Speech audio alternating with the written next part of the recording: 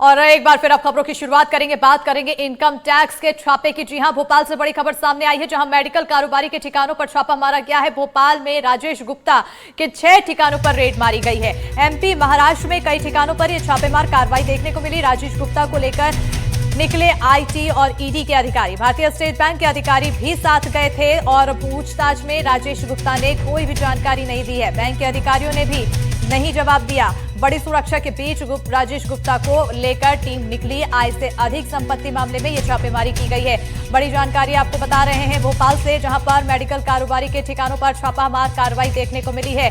IT की team की तरफ से लगातार सक्रियता देखने को मिल रही है। इसके तहत भोपाल में राजेश गुप्ता के 6 ठिकानों पर छापेमारी की गई। आय से अधिक संपत्ति के तहत ये कार्रवाई की गई है। एमपी महाराष्ट्र में कई ठिकानों पर छापा मारा गया, तो वहीं राजेश गुप्ता को आईटी और ईडी के अधिकारी लेकर निकले हैं। भारतीय स्टेट बैंक के अधिकारी भी साथ गए और पूछताछ में राजेश गुप्ता ने किसी भी तरह की जानकारी नहीं दी है। उधर बैंक के अधिकारियों ने भी कोई जानकारी नहीं दी है। 3 तस्वीरें आपको दिखा रहे हैं मेडिकल कारोबारियों के ठिकानों पर आईटी और ईडी का छापा। ये बड़ी खबर है। दूसरी बड़ी जानकारी यहां पर यह कि भोपाल में राजेश के 6 ठिकानों पर छापामार कार्रवाई की गई है। आय से अधिक संपत्ति के तहत ये कार्रवाई की गई है। तीसरी तस्वीर देखिए, मध्य प्रदेश छत्तीसगढ़ के कई ठिकानों पर छापेमारी देखने को मिली है। और इसी पर ज्यादा जानकारी के साथ हमारी सहयोगी निहारिका शर्मा जुड़ चुकी हैं। सीधा रुख करेंगे हमारी सहयोगी की ओर। निहारिका, 3 तस्वीरें हम दिखा रहे हैं, साथ ही साथ ये काफी अहम तस्वीरें हैं। आईटी और ईडी की सक्रियता दर्शा रही है। अब तक कार्रवाई में क्या कुछ सामने निकल कर आया?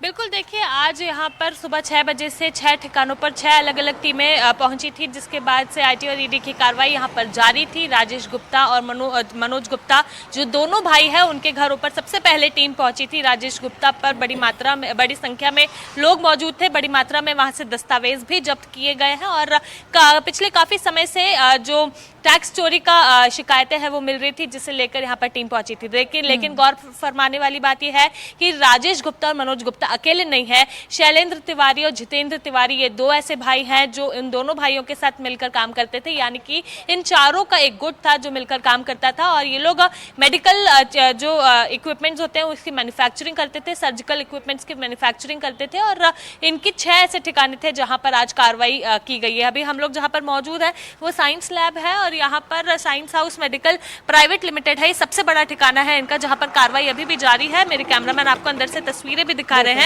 राजेश गुप्ता, मनोज गुप्ता भाई हैं। सर्जिकल इक्विपमेंट्स की फैक्ट्री युगांडा में है। शैलेंद्र और जितेंद्र तिवारी भी दोनों भाई हैं जो ये चारों मिलकर काम कर रहे थे।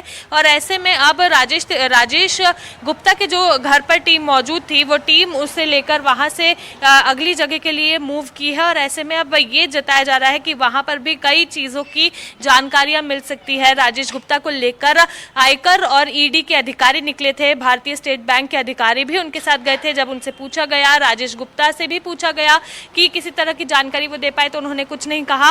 और भारतीय स्टेट बैंक के अधिकारियों ने भी उस वक्त कोई जवाब नहीं दिया। बड़ी सुरक्षा के बीच में उन्हें लेकर रवाना हुए थे। उनकी भी हमने आपको तस्वीरें दिखाई थी कि किस तरह से उन्हें वहां से लेकर रवाना हुए। और अगर हम राजधानी भोपाल की बात करें तो अलग अलग जगहों पर ठिकाने मारे गए थे, चाहे फिर वो दुकानें हो, इस तरह की साइंस लैब्स हो, या फिर उनके जो ऑफिसेज हो वहां पर, या उनके घरों पर हो। भोपाल के लाल घाटी में कारोबारी राजेश गुप्ता के घर पर रेड मारी थी। भोपाल के लाल घाटी तिलक नगर स्थित जीवन पैथ डायग्नोस्टिक सेंटर पर भी आईटी की टीम पहुंची थी। भोपाल में अयोध्या बाईपास स्थित प्रकाश चंद्र गुप्ता के घर भी आईटी की टीम पहुंची। साइंस हाउस में टीम पहुंची। देखिए, ये साइंस हाउस की जो तस्वीरें हम आपको दिखा रही है 1994 से चल रही है। और ऐसे में वहां पर ये जताया जा रहा था कि सबसे बड़ी जगह यही है, सबसे बड़ा ठिकाना इनका यही है। हालांकि युगांडा में एक फैक्ट्री है, वहां पर भी इस तरह की चीजें होने की फिर अब संभावनाएं जताई जा रही है, क्योंकि जिस तरह से काम है इनका वो केवल मध्य प्रदेश में सीमित नहीं है।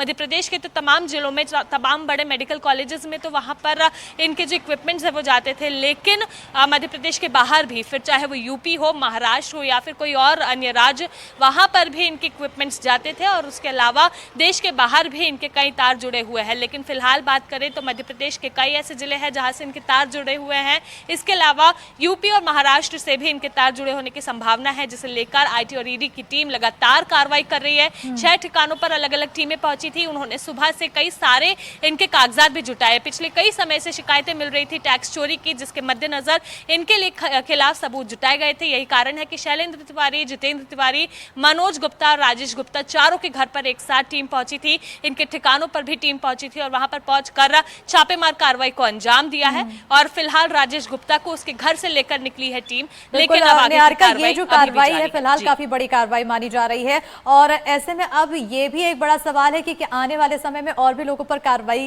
की जा सकती है, गाज गिर सकती है। तो क्या और भी कोई ऐसे नाम है जिनके ऊपर गाज गिरना संभव माना जाए?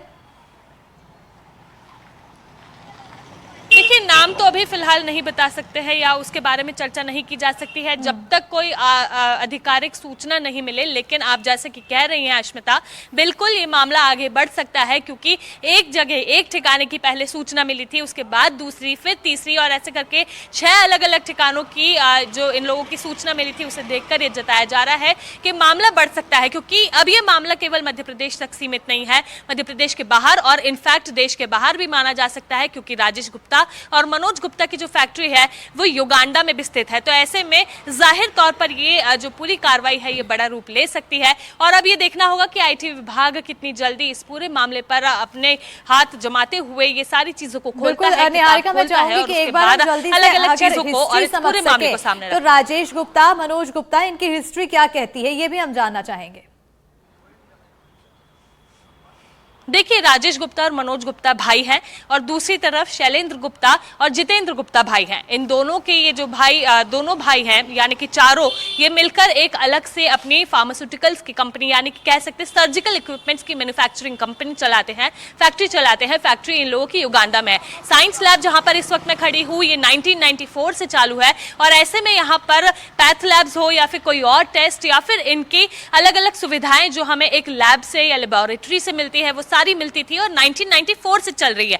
तो ये काफी बड़ा समय होता है और ऐसे में न केवल मध्य प्रदेश बल्कि मध्य प्रदेश के बाहर भी इनके इक्विपमेंट्स जाते थे और इनके कनेक्शंस बने हुए थे। पिछले काफी समय से लगातार ये सूचनाएं या शिकायतें आईटी विभाग को मिल रही थी कि इनके द्वारा टैक्स चोरी की जा रही है और कम मात्रा में नहीं, करोड़ों के रुपयों में, करोड़ों में टैक्स चोरी हो रही थी, जिसे लेकर यहाँ पर सूचनाएं इकट्ठी की जा रही थी। उसके बाद ये पूरा मामला जब बढ़ा तो उसके बाद ये सारी चीजें खुलकर सामने आई और अब यहाँ पहुंची चारों भाई यानी कि जितेंद्र, शैलेंद्र और मनोज और जो राजेश है उन सभी का एक दूसरे से कनेक्शन है। 1994 से ये चीजें चलती हुई आ रही है और सबसे बड़ा ये साइंस लैब पैथोलॉजी है जहां पर हम लोग मौजूद है यानी कि साइंस हाउस, और यहाँ पर ये सारी टीम पहुंची थी और उसके बाद चीजों को इन्होंने निकालना शुरू किया। हालांकि अभी पूरी तरह से हिस्ट्री को सामने रखना थोड़ी जल्दबाजी होगी, जब तक आधिकारिक सूचना ना मिल जाए तो उनके मिलने के बाद और बेहतर खुलासे हो पाएंगे। लेकिन फिलहाल की ये बात है कि 1994 से ये सारी चीजें चलती आ रही है जिससे धीरे धीरे टैक्स चोरी तक इन्होंने बढ़ाया और सूचनाएं मिलने के बाद आईटी की टीम ने यहां पर पहुंचकर छापेमार कार्रवाई को अंजाम दिया। बिल्कुल, अगर अभी तक की कार्रवाई देखा जाए तो अभी कोई इतनी डिटेल तो खुलकर नहीं आई है, फिर भी अनुमान क्या कुछ लगाया जाए निहारिका?